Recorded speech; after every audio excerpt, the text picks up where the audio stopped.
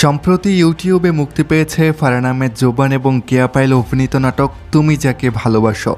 নাটকটা মুক্তির পর সমালোচনায় উঠে আসে কেয়া পায়েলের নাম, কারণ নাটকে তার ড্রেস আপ ছিল খুবই খোলামেলা। তার অশ্লীল ড্রেস আপ পরার কারণে নেটিজেনরা করছে নানান নেতিবাচক মন্তব্য। ফেসবুকেও তাকে নিয়ে হচ্ছে সমালোচনা। তার এমন খোলামেলা পোশাকে ভক্তরা খুবই অসন্তোষ প্রকাশ করেছে, কারণ নাটকে কেয়া পায়েলের ড্রেস আপ ছিল চরম জঘন্য।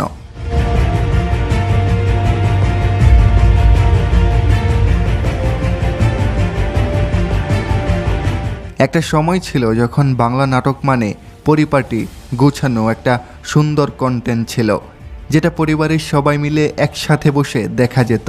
কিন্তু সময়ের পরিবর্তনে বাংলা নাটক হয়ে উঠেছে অশ্লীল। এখন দেখতে বসলে একা নীরবে কানে হেডফোন গুঁজে দেখতে হয়, না জানি কখন বিপদ ঘটে যায়। এখন অভিনেত্রীরা নিজের শরীরকে কতটা খোলামেলাভাবে প্রদর্শন করতে পারে সেই প্রতিযোগিতায় নেমেছে।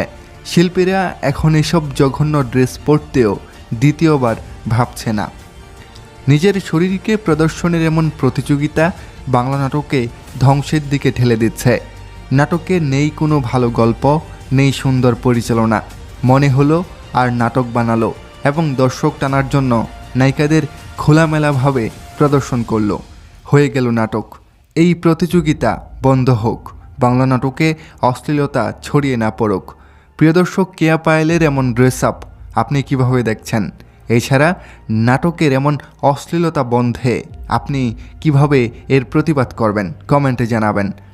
এছাড়াও বাংলা নাটকের এমন নায়িকাদের নিয়ে আপনার ব্যক্তিগত মতামত জানাতে ভুলবেন না। ধন্যবাদ সবাইকে।